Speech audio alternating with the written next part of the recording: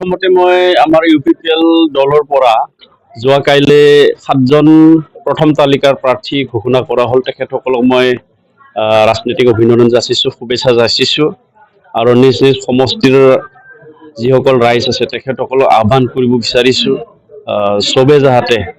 অহা 9 এপ্ৰিলত হ'বলগীয়া যি সংবিধান সভা নিৰ্বাচন, এই নিৰ্বাচনত আমাৰ প্ৰথম তালিকাত প্ৰকাশ হোৱা 7জন প্ৰাৰ্থীক যাতে ভোট সাব্যস্ত কৰে তাকে মই কামনা কৰিছোঁ। আৰু মই যেহেতু 45 নং ভেৰগাঁও বিধানসভা সমষ্টিৰ ভেৰগাঁও বিটিচি সমষ্টিৰ MCLA হয় আৰু সেই হিচাপে আমাৰ 45 নং ভেৰগাঁও সমষ্টিত আমাৰ দলৰ পৰা নেৰচন বড়ো ডাঙৰীয়া তেখেতে বিটিচিৰ প্ৰাক্তন ডেপুটি স্পিকাৰ হয়, আমাৰ দলৰ এজন সেক্ৰেটাৰী, তেখেতক আমি ইউপিপিএল দলৰ পৰা প্ৰাৰ্থী হিচাপে পোৱাৰ কাৰণে ইউপিপিএল দলক ধন্যবাদ যাচিছোঁ মই ভেৰগাঁওবাসী হৈ পেলাই আৰু নেৰচন বড়ো ডাঙৰীয়াক মই শুভেচ্ছা যাচিছোঁ আৰু 45 নং ভেৰগাঁও বিধানসভা সমষ্টিৰ অন্তৰ্গত সকলো শ্ৰেণীৰ সকলো জাতি জনগোষ্ঠী সকলো ভাষা ভাষীৰ ৰাইজক মই আহ্বান কৰিব বিচাৰিছোঁ যে আমি এইবাৰ নিজৰ সমষ্টিৰ প্ৰাৰ্থী আমি পাইছোঁ, যাতে তেখেতক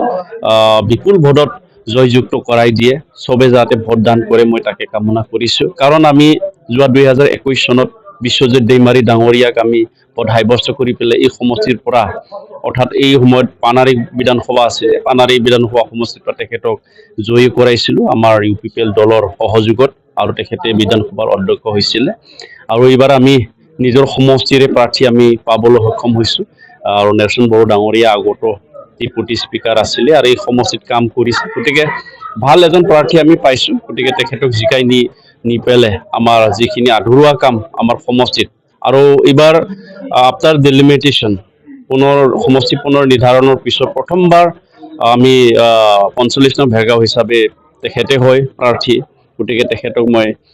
ভোটদান দি পালে জিকাই দিয়াৰ বাবে সকলো ৰাইজক মই আহ্বান কৰিছোঁ। বহুত আশাবাদী আমি ডেমোগ্ৰাফিক এৰিয়া আৰু ভোটাৰ পেটাৰ্নছটো চাই পেলাই আমি ক'ব পাৰোঁ 45 নং ভেৰগাঁও সমষ্টিত প্ৰায় 3টা সমষ্টি, ইয়াত 31টা প্ৰাইমাৰী বা VCDC আছে আৰু আমাৰ 32 নং ভেৰগাঁও বিটিচি সমষ্টিতে আমাৰ 14টা প্ৰাইমাৰী আছে, গতিকে আধাখিনিয়ে আমাৰ কবলত আছে। গতিকে মই 32 নং ভেৰগাঁও সমষ্টিত ইউপিপিএল দলৰ পৰা MCLA হিচাপে আছোঁ আৰু আমি যোৱা নিৰ্বাচনত ভালকৈ আমি এই সমষ্টিৰ পৰা জিকিছোঁ আৰু আমাৰ ননেচেৰপৰ 8টা প্ৰাইমাৰী বিটিচি, খৈৰাবাৰী বিটিচিৰ পৰা 8টা, ঠিক তেনেকুৱা আমাৰ খালিংদুৱাৰ সমষ্টিৰ পৰা এটা প্ৰাইমাৰী আমাৰ ইয়াত সৰ্বমুঠ টোটেল 31 VCDC। আমি যথেষ্ট আশাবাদী আৰু ৰাইজে অপেক্ষা কৰি আছে নিজৰ সমষ্টিৰ প্ৰাৰ্থীক ভোটদান দিবৰ কাৰণে। বিপিএফ এতিয়ালৈকে প্ৰাৰ্থী ঘোষণা কৰা নাই, চাওক কেনেকৈ প্ৰাৰ্থী আহে আৰু আমি যিখিনি শুনি আছোঁ বিপিএফ দলৰ পৰা হয়তো ঠিক তেনেকুৱা প্ৰভাৱশালী নেতা বা প্ৰভাৱশালী প্ৰাৰ্থী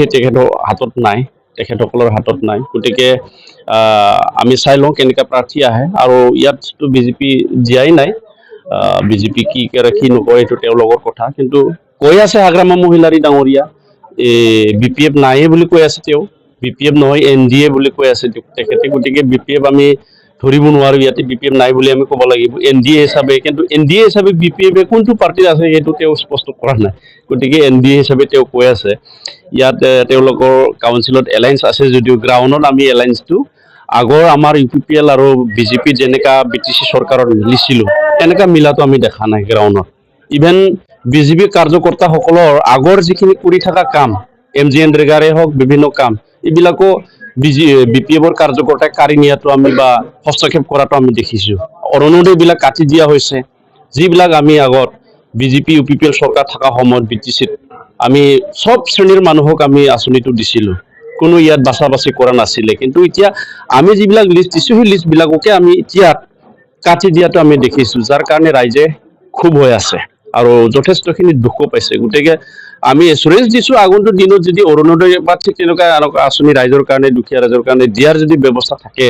আমাৰ বিধায়কে সকলো শ্ৰেণীৰ মানুহক সকলো মানে কোনো দল সংগঠন কোনো পাৰ্টি মানে বাছা বাছি নকৰাকৈ আমি সকলোকে প্ৰদান কৰিম, সেইটো আমি এচুৰেঞ্চ দিব পাৰিম।